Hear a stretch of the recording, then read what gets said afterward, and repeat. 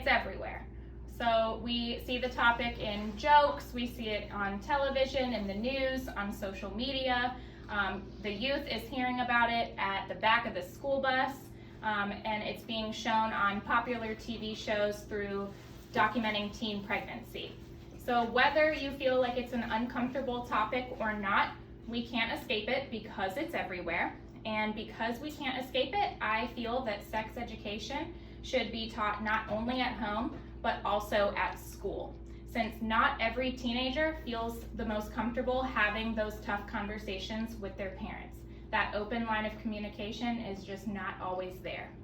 So there's two ways that sex education can be taught in school, and that's through comprehensive education or abstinence only. And abstinence only focuses on morality and just abstaining from sex until marriage, but it doesn't go over anything about how to have safe sex, how to prevent diseases, and what the emotional impact can be when you have sex, which is why I feel like comprehensive sex education is becoming more prevalent and important in today's world.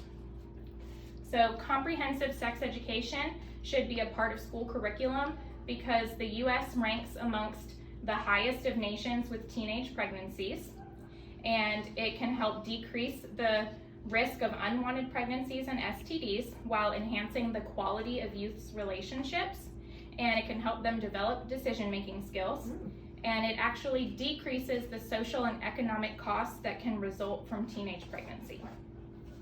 First, I'm going to discuss why there's a need for comprehensive sex education.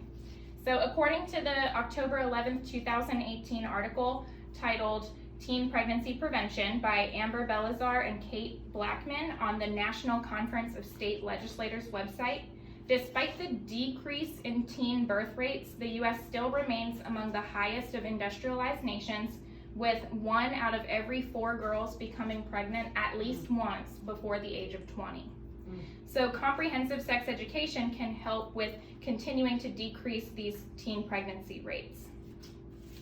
There's tons of TV shows, in particular on MTV, music television, that actually glamorizes teenage pregnancy. It started with 16 and Pregnant, they spun off into Teen Mom OG. They've even started showing teen mothers from other countries across the world, like in Teen Mom Australia. So it's making it seem like it's this completely normal thing to have babies as a teenager. Only 24 states in the US have mandated sex education. So you can see those are the states that are colored here on this chart. The states that have lines through them are the only 10 that require the sex education information to be medically accurate information. So the other states can teach sex education, but maybe they push religion or abstinence only. Nothing has to be medically accurate. According to the April 1st, 2020 article, Why is Sexual Education Taught in Schools by Kate Bradford and Tara Johnson on the NCSL website, young people ages 15 to 24 actually represent 25% of the sexually active population in the United States. But that 25% represents half of all the new STDs acquired in the US, which is 10 million new cases per year. So 1 out of every 4 sexually active adolescent female is reported to have an STD, which can actually lead to long-term complications when these STDs are left untreated. But comprehensive sex education teaches about how to get tested, how to prevent these diseases, and how to have safe sex. So second, comprehensive sex education can help decrease the risk of unwanted pregnancies and STDs and help the youth enhance the quality of their relationships and develop decision-making skills.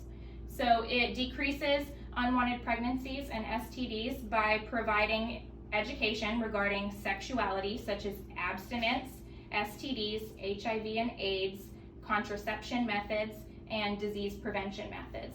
So it does still explain that abstinence is the best way to prevent pregnancy, but it also helps them be safe about it if they choose to make that decision.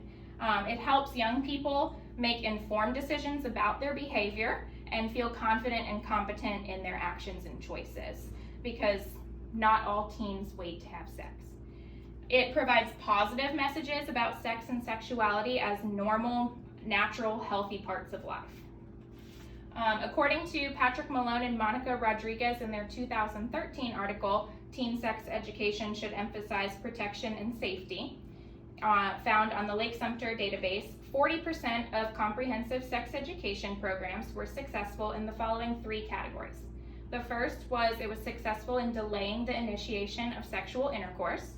The second was that it was successful in decreasing the number of sexual partners these teenagers were having.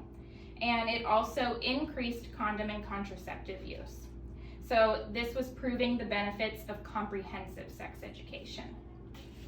Lastly, comprehensive sex education can decrease the social and economic costs that can result from teen pregnancy. According to the NCSL website, teen moms are less likely to finish high school. They're more likely to live in poverty and depend on public assistance and be in poor health compared to their peers. Their children are also more likely to suffer health and cognitive disadvantages, live in poverty, drop out of high school, and become teen parents themselves. And we can see on this chart here that the counties that have the highest teen birth rates, so they have higher percentage of unemployment, lower percentage of individuals with associate degrees or higher, and they have people who make lower income. They're not making as much money either.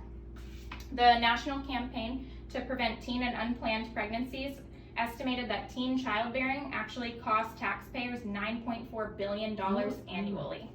So back in 2015, the birth rate dropped 64%, and that saved taxpayers $4.4 billion, almost half. So direct medical costs to treat STDs are estimated at nearly $16 billion annually, with HIV accounting for more than 81% of that total cost. So it's also very costly to treat these STDs that people are getting. According to the 2019 excerpt, Sex Education by Gale Opposing Viewpoints on the Lake Sumter Library, comprehensive sex education still discusses abstinence, but it also gives young people the knowledge and skills to take care of their sexual health and allows them to make responsible decisions about their sexuality based on their own values and morals.